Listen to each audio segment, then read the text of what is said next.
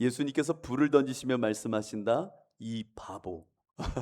이 말씀으로 오늘 함께 큰 은혜 나누도록 하겠습니다. 사회학 용어 가운데 로버트 파크가 발전시킨 개념이 하나 있습니다. 주변인이라는 개념입니다. 주변인은 서로 다른 문화나 집단을 경험하게 되면은요, 문화적인 갈등이나 자기 정체성에 혼란을 겪게 되는 것입니다. 그 혼란 말이죠. 이민자 2세들이나 새로운 국가로 귀화한 사람들, 농촌에서 도시로 이주한 사람들, 이와 같이 서로 다른 계층이라 할 수 있거나 문화 사이에 이동이 있었던 사람들은 마치 주변인과 같은 마음을 갖게 됩니다. 하지만 반대로 한번 생각해 보세요. 이 주변인은 두 문화나 계층을 연결할 수 있는 중간자 혹은 매개자의 역할도 할 수 있는 겁니다. 그렇죠? 여기까지는 그렇게 어렵지 않죠? 그리스도인은 엄밀히 말해서 주변인입니다. 여러분들은 이 땅의 주변인들이 된 사람들입니다. 이 땅과 하나님의 나라, 세속도성과 하나님의 도성, 애굽과 가나안, 바벨론과 시온, 시간과 영원, 이 두 가지의 어떻게 보면 서로 다른 세계 안에 중간자로 여러분들은 살게 된 사람입니다. 바울은 이와 같은 맥락에서 다음과 같이 말하였습니다. 너희는 이 세대를 본받지 말고 오직 마음을 새롭게 함으로 변화를 받아 하나님의 신실하시고 기뻐하시고 온전하신 뜻이 무엇인지 분별하도록 하라. 그렇죠. 이 세대 본받지 말고 하나님 기뻐하시는 저 영혼에 속한 자답게 살라. 그 태도를 정해라 라고 말하는 중간자, 매개자의 모습을 말하는 겁니다. 또한 갈라디아서 6장 14절을 보면 이런 엄청난 고백도 합니다. 그러나 내게는 우리 주 예수 그리스도의 십자가 외에 결코 자랑할 것이 없으니 그리스도로 말미암아 세상이 나를 대하여 십자가에 못 박히고 내가 또한 세상을 대하여 그러하니라. 와, 세상이 나를 십자가에 못 박았는가? 나도 세상을 못 박았다. 중간자의 주변인의 고백이기도 합니다. 그렇다면 그리스도인들은 언제 주변인이 되었는가라고 물어야 됩니다. 여러분들은 언제 주변인이 되었습니까? 오늘 누가복음 12장 49절 읽으셨잖아요. 이것을 대답으로 저는 삼고자 합니다. 예수님이 던지신 불이 온몸에 불 붙었을 때 그때 나는 주변인이 되어졌다라고 하는 겁니다. 내가 불을 땅에 던지러 왔노니, 예수님이 불을 땅에 던지러 왔노니 이 불이 이미 붙었으면 내가 무엇을 원하리요?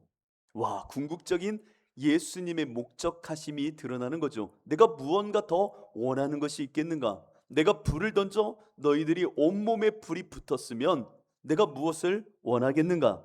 나는 받을 세례가 있으니, 여기서 받을 세례가 뭘까요? 십자가입니다. 십자가의 순환, 그것이 있으니 그것이 이루어지기까지 나의 답답함이 어떠하겠느냐라고 물으십니다. 불이 붙지 않으니 예수님 답답하시다라고 하는 말씀이기도 합니다. 불이 붙으면 우리들의 인생은 주변인, 중간자, 매개자로 거듭난 인생을 살게 된다는 겁니다. 여러분들 불이 붙으신 분들이시죠? 네, 집에 가서 아멘 하셔도 됩니다. 아멘, 맞습니다. 이전의 성도들도 자신이 태어나 살게 된 세계를 의심해 본 적이 없습니다. 내가 태어나 세계 내에 던져진 이 땅, 누가 이 땅을 의심합니까? 그냥 그렇지, 순리지, 운명이지라고 하면서 살아가는 겁니다. 이 세계가 나에겐 전부였죠. 그러나 의심도 없이 살던 그때에 예수님께서는 우리에게 와 불을 던지십니다. 그 불이 온몸에 붙고 나니 과연 무엇이 생명의 길인지, 참된 진리인지, 영원한 생명인지를 보게 되고, 이제는 이전에 속해 있던 세계에서 예수님이 원하시는 세계로 넘겨진 자, 중간자가 되어졌다라고 하는 겁니다. 오늘 예수님이 하신 비유가 있어요. 장터의 비유입니다. 저 개인적으로는 가장 좋아하는 비유 중에 하나입니다. 잘 놀고 있는 세상, 이 놀이터가 모든 것인 줄 알고 있는 그곳에 예수님께서 오셨다라고 하는 것이 바로 장터의 비유입니다. 이 장터의 비유 가운데 우리들은 익숙해져 있는 이 땅, 이 세계에서 이제 예수님이 보게 하시는 영혼의 세계, 생명의 세계를 보는 자로 넘겨졌다라는 것이 무엇인지를 함께 나누려고 합니다. 오늘 나눌 텐데 제가 여러분들 휴가철에 또 이렇게 함께하는 그 사정을 알아서 제가 아주 이 순수한 영상도 많이 준비했어요. 여러분들 이 자리에 나오신 분들에게만 드리는 혜택입니다. 그렇다면 먼저 오늘 예수님의 이 비유 가운데 현재 우리들이 의심 없이 살아가고 있는 이 세상이라고 하는 놀이터를 알아야 됩니다. 이 장터라고 말하지만 장터는 놀이터입니다. 인간들이 만든 플레이, 역할과 그 역할의 관계가 얽혀 있는 것입니다. 그렇죠? 나름의 규범도 있고 법도 있고 그 안에 우리의 전통적인 어떠한 인리의 삶의 모습들도 있지만 어찌되었든 이 땅은 다 놀이를 하고 있는 겁니다. 의사는 의사로서의 놀이를 하고 있는 거고, 선생님은 선생님으로서 놀이를 하고 있는 거고, 직장인은 직장인의 놀이를, 또 엄마는 엄마의 역할로서의 놀이를 그것을 맡아서 살아가는 것이 우리의 모습입니다. 그렇다면 오늘 우리가 살고 있는 대표적인 이 땅의 놀이를 한번 볼 줄 알아야 됩니다. 무엇에 우리가 정신없이 묶여서 그 역할 놀이를 하고 있느냐? 첫 번째는 나르시시즘이라는 놀이에 빠져 산다라는 겁니다. 자기에 빠진 시대, 자기를 우상화하는 그것에 도취된 시대가 오늘날의 시대입니다. 자신을 탐구하고 열심히 수련하고 개발하면 모든 것을 해결하며 이루며 도달할 수 있다라고 말하는 것이 오늘날 이 시대에, 이 세대에 우리에게 전해주고 있는 놀이의 규칙이기도 합니다. 자신을 열심히 탐구하십시오. 열심히 하십시오. 다 이룰 수 있습니다. 이것을 자신의 신념으로 받아들일 뿐만 아니라 신화화합니다. 그래서 내가 어느 점수까지 올라가면 이런 대학 가고, 이런 대학에서 하면 이런 직장 가고, 이런 직장에 올라가면 나는 뭐든지 할 수 있어, 돈이면 돼 라고 말하듯 자기의 스스로의 가능성을 신념으로 삼는 시대가 오늘 우리가 살아가고 있는 이 시절의 놀이터의 모습입니다. 나르시시즘이라는 놀이터 말이죠.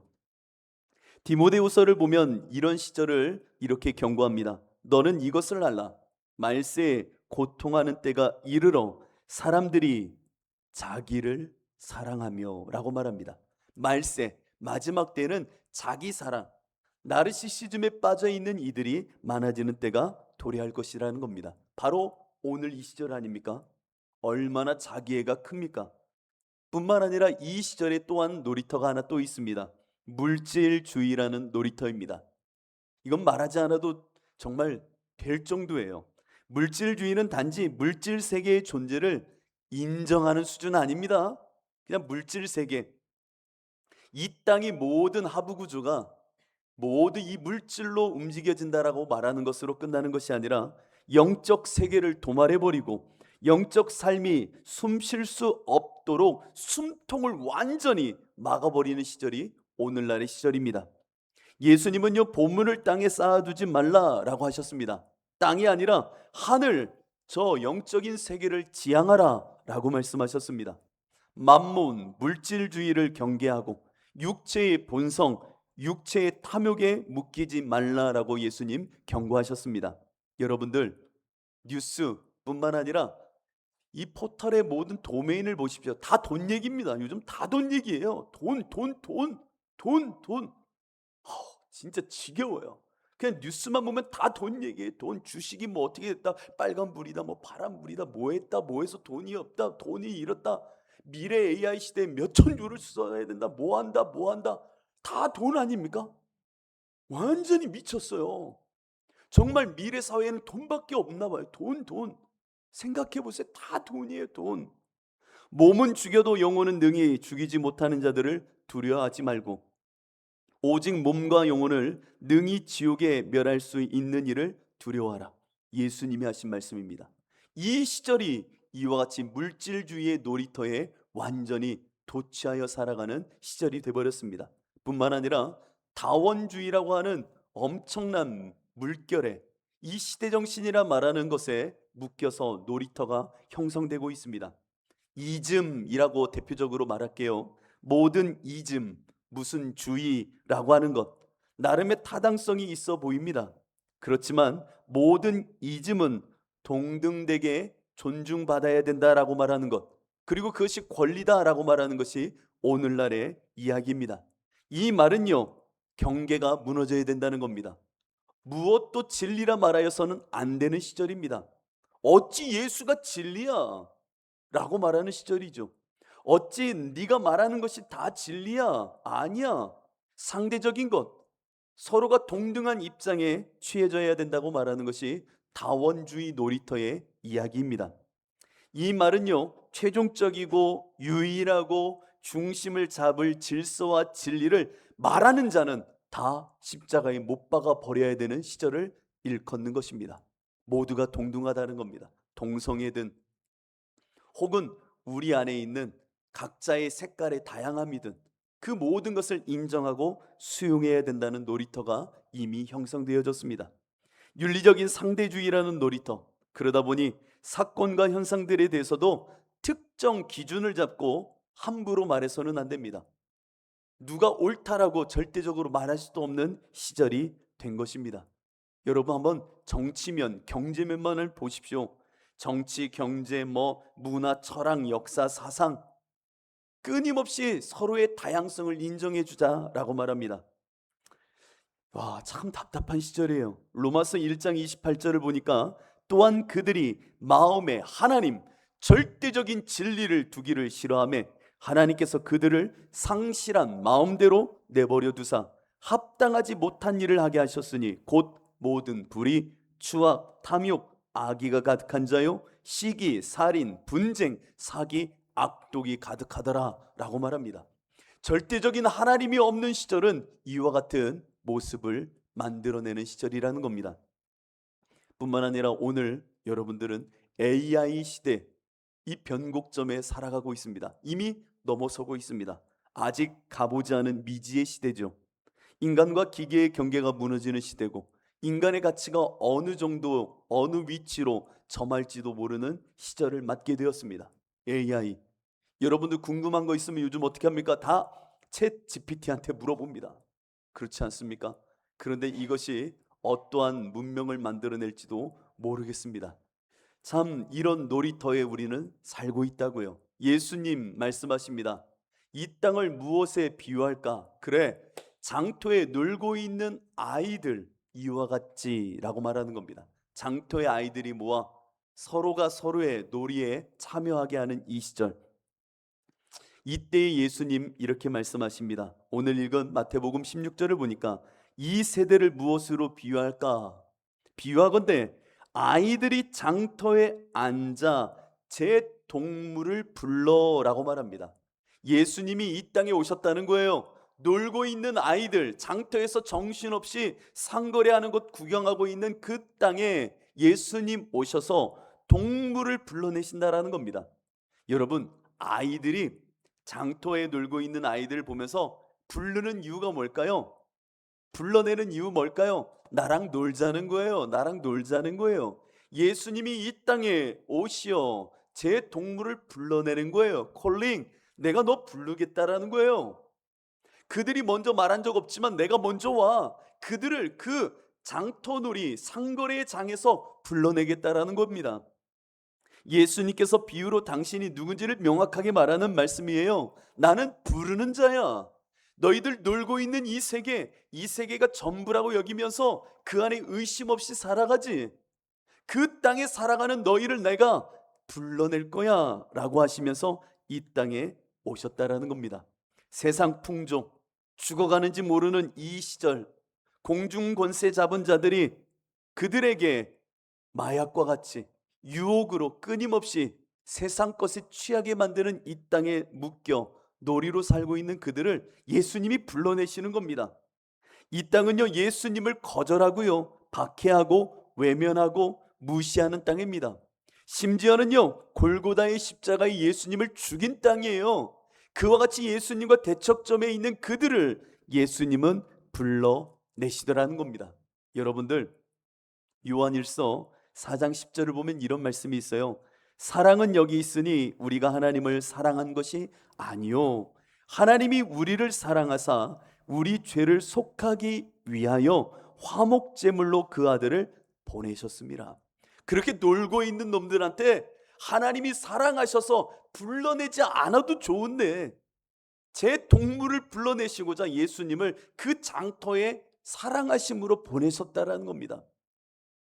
에베소서 2장 1절로 5절은 그 장터의 모습과 함께 불러내시는 예수님의 은혜를 이렇게 표현합니다. 그는 허물과 죄로 죽었던 너희를 살리셨도다. 너희 그거 알아?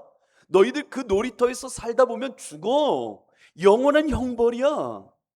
허물과 죄로 죽었던 너희를 살리셨어. 그때에 너희는 그 가운데서 행하여 이 세상 풍조를 따르고 뭐래요? 이 세상 놀이터의 놀이 규칙을 따르고 공중의 권세 잡은 자를 따랐으니 곧 지금 불순종의 아들들 가운데서 역사하는 영이라. 전에는 우리도 다 그 가운데서 우리 육체의 욕심을 따라 지내며 육체와 마음에 원하는 것을 하여 다른 이들과 같이 본질상 진노의 자녀이었더니. 그렇죠. 우리가 놀던 이 땅의 놀이는요 본질상 진노의 자녀들, 마귀의 자녀들의 모습일 뿐이었다라는 겁니다. 긍휼이 풍성하신 하나님이 우리를 사랑하신 그 큰 사랑을 인하여 허물로 죽은 우리를 그리스도와 함께 살리셨고 너희는 은혜로 구원을 받은 것이라. 엄청난 말씀입니다. 이 말씀을 듣고도 아멘이 안 되는 우리가 엄청나게 신기한 거죠. 엄청나게 신기한 거죠. 엄청난 겁니다. 하나님께서 놔두면 죽을 인생이거늘 허물과 죄, 세상 풍조, 세상 놀이터에서 저렇게 살다 두면 그냥 죽을 인생들인데 예수님께서 그 땅에 오셨다라는 거예요. 그리고 그들을 살리셨다고요. 여러분들, 세계와 세계가 만날 때요 엄청난 긴장감이 있습니다. 제가 조금 이거를 문학적으로 풀기 위해서 오늘 여러분들에게 이전의 정서를 조금 일으켜 세우고 싶은 마음이 있더라고요. 요즘은 하도 도시 문화권에 여러분들이 보고 느끼는 감성이 너무나도 어떻게 보면 이런 성경의 언어를, 하나님의 말씀을 접하기에는 좀 많이 굳어 있어서 제가 영상 하나를 준비했습니다. 소년이 나올 거고요, 소녀가 나옵니다.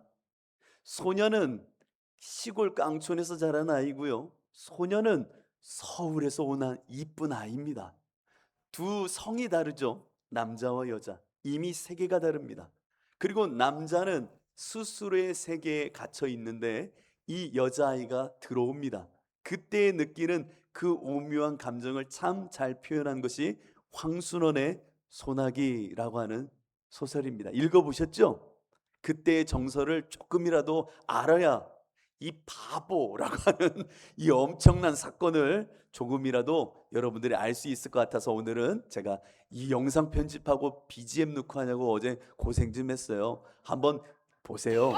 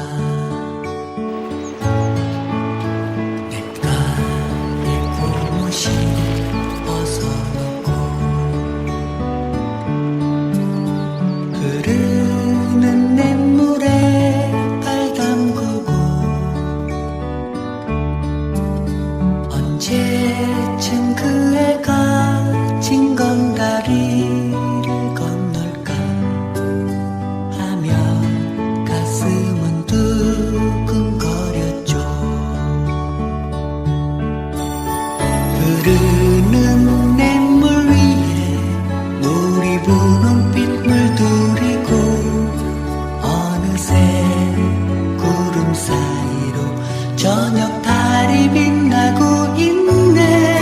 노을빛 냇물 위엔 예쁜 꽃모자 떠가는데 어느 작은 산골 소년의 슬픈 사랑 얘기.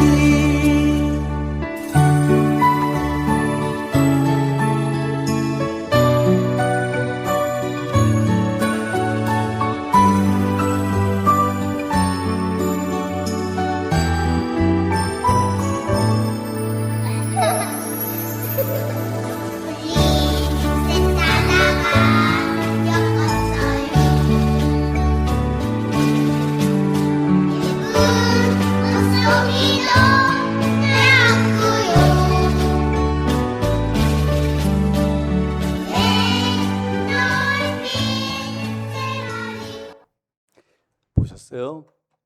너무 좋죠? 저는 이 정서가 너무 좋아요. 너무 좋아요. 아니신가 보네. 저는 이 정서가 너무 좋아요. 너무 좋아요. 그 시골에 사는 아이에게 한 여자아이가 징검다리에서 놀고 있을 때 처음 좋아하는 거잖아요. 세계와 세계가 만난 거예요.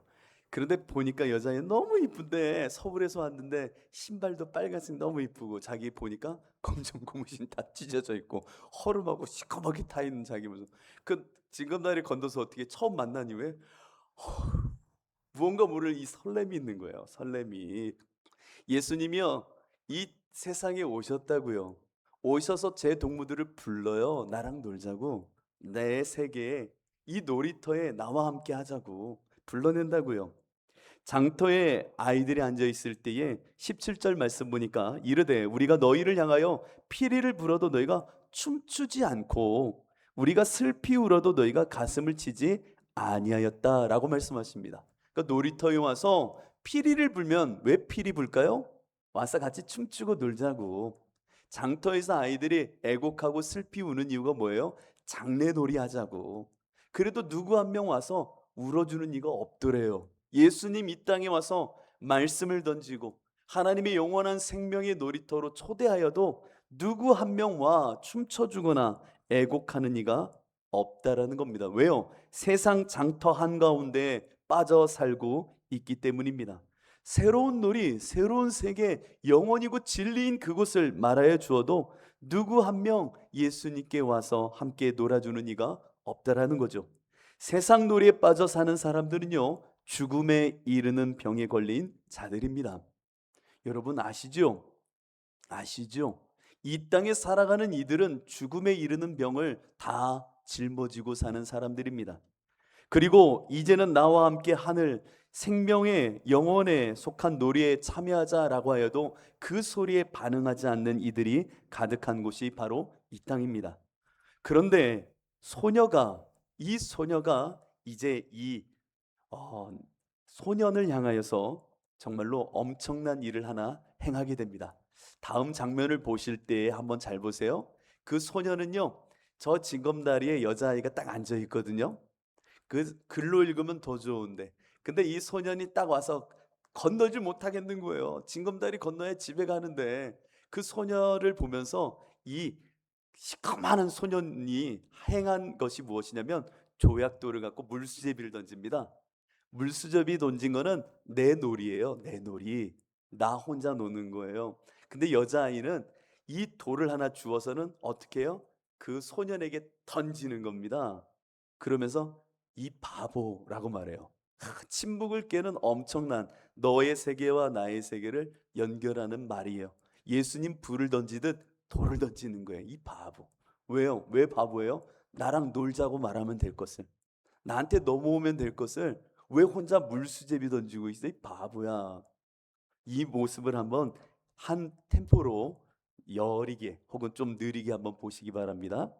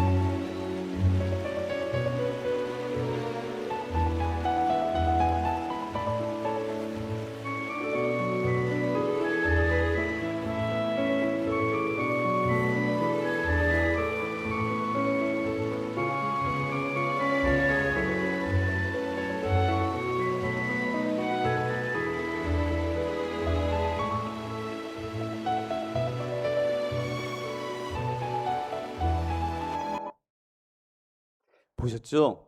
보셨죠? 아, 서울에서 내려온 한 고운 소녀가 개울가 징검다리 중간에 앉아서 물속에 손도 담그고 장난을 칩니다. 이 모습을 햇살에 검게 그을린 산골 소년이 멀찍이 바라보고 있죠. 서울에서 내려온 소녀, 그리고 산골에서 자라온 투박한 소년. 소년과 소녀 사이에는 아직 어떤 말도 없어요. 오고 가는 교감도 없는 듯해요. 침묵만이 있잖아요. 그런데 소년은 물수제비를 합니다. 그러니까 자기 놀이, 자기가 원하는 일만 하고 있는 거예요. 그런데 소녀가 갑자기 일어나 조약돌을 그 소년에게 던지면서 처음으로 한마디 던집니다. 이 바보라고 하는 짧은 언어입니다. 이 말 한마디로 인해서 이 소년의 세계가 이 조약돌을 던졌을 때 일어나는 파문처럼 파문이 일기 시작합니다. 그리고 그 소녀를 바라봅니다. 뒤꿈치를 이렇게 들 정도로 얼마나 그 놀이에 참여하고 싶은지요. 왜 소녀가 돌을 던졌어요, 여러분들? 놀자고. 연애를 안 해봤으니 이게 참, 소녀가 왜 이마박 맞아서 피나라고 던졌겠습니까? 그게 아니잖아요. 그 소년의 세계에 파문을 일으킨다니까요. 우리 크리스찬들이 이런 이런 감수성이 없어요. 예수님이 이 땅에 뭐하러 오셨다고요? 불 던지러 오셨대요. 불을 받아 너희들이 온몸이 타올랐으면 내가 답답하지는 않을 텐데 불을 던지러 왔다니까요. 돌을 던지는 이 소녀, 그 소녀의 돌 던짐은 다른 것 아니에요. 나의 세계로 와서 같이 놀자는 거예요. 놀자는 거예요. 이 땅에 와 예수님은 십자가에서 죽으시고 당신의 복음의 말씀을 전하여도 피리를 불고 슬퍼하며 애곡하여도 누구 한 명 나에게 와 춤춰주고 함께 우는 자가 없다라는 거예요. 여러분들은 한 주의 삶 가운데 예수님과 함께 연합하며 친밀함으로 노셨나요? 아니면 세상 장터에 빠져가지고 세상 놀이에 돈 하며 뛰어다녔나요? 여러분 한번 생각해 보셔야 되는 겁니다. 예수님이 왜 답답하십니까? 내가 돌을 던지면 나에게 와 함께 춤춰줄 사람이, 피리를 불 때 춤춰줄 사람이 없기 때문에 예수님 답답한 거라고요. 여러분 야곱 아시죠? 야곱의 복이 뭡니까? 하나님을 만나 하나님의 피리 소리에 맞춰 그 말씀에 맞춰 인생 춤추며 살았던 이가 야곱입니다. 조금 많이 확대 해석일 수 있지만 야곱이 하나님을 분이엘에서 하나님을 배워 만났을 때에, 야복나루에서 하나님을 배웠을 때에, 그때의 성경은 이렇게 기록합니다. 그가 분이엘을 지날 때에 해가 돋았고 그의 허벅다리로 말미암아 절었더라. 무슨 얘기입니까? 야곱 하나님의 세계를 만나고 나니, 하나님을 경험하고 나니 이전의 세상에서 절뚝거리며 하나님이 새기신 흔적을 갖고 살아가게 되었다라는 겁니다. 하나님의 부르심에 맞추어 내가 춤추며 살 수밖에 없더라라는 말입니다. 바울은요 십자가라는 걸림돌, 그 끝없는 절뚝거림으로 자기를 부정하며 예수로 살려있던 사람입니다. 우리 중에 누구든지 자기를 위하여 사는 자가 없고 자기를 위하여 죽는 자도 없도다. 우리가 살아도 주를 위하여 살고 죽어도 주를 위하여 죽나니 그러므로 사나 죽으나 우리는 주의 것이로다. 나 주님이 말씀하시는 대로만 살아. 주님이 말씀하시는 그 놀이, 생명의 진리 안에서만 나는 춤추며 살아. 그것이 나야. 이것이 바울의 고백 아닙니까? 그런데 예수님이 이 장터에 와 피리를 불어도 누구 한 명 나와 십자가 앞에 절뚝거리며 예수 그리스도와 함께 십자가로 살아가는 이가 없으니 하나님 답답하시다라는 겁니다. 뿐만 아닙니다. 그 애통해하며 슬피우는 장례놀이 함께 하자 하여도 누구 한 명 와 애통의 이유를 알아 울어주는 이가 없고 그 애통 속에 스스로가 하나님 앞에 자복하는 이가 없는 이 모습을 보니 너무나도 예수님은 원통하듯 마음의 답답함을 느낀다라는 겁니다. 한 장면만 더 볼 거예요. 이 장면은 이제 조약돌 하나 주었잖아요. 소년이 그 맨날 만지는 버릇이 생겨요. 다 아시죠? 버릇이 생기는데 어느 날부터 이 소녀가 나타나지가 않아요. 학교에 못 와요. 아픈 거죠. 그 소녀 안 나타나니까 그 징검다리에 가요. 그 징검다리에 가서 무엇 하냐면 소녀가 했던 대로 그 세계에 들어가 자기도 물도 한번 찌끄러 보는 거예요. 그 소녀가 했던 대로 개울물도 바라보는 거예요. 근데 개울물 바라보는데 누구 얼굴이 비쳐요? 이 장면은 안 나오지만 자기 검게 탄 얼굴이 보이는 거예요. 너무 창피한 거예요. 소녀는 고운 얼굴로 그 개울가 보았는데 내가 그 자리에서 그 놀이에 참여해 보니 야 검게 타오른 내 얼굴 보니까 너무 황당한 거예요. 게다가 갑자기 그 소녀가 옆에 딱 나타나요. 그러니까 이 소년이 어떻게 해요?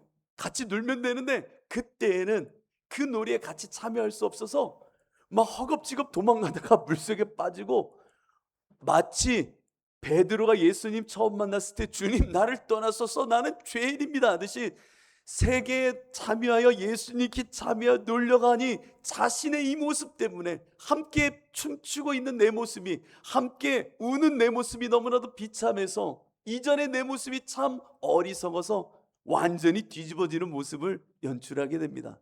여러분 이 바보 소리 듣지 마시고 예수님께 가셔야 돼요. 한번 보세요.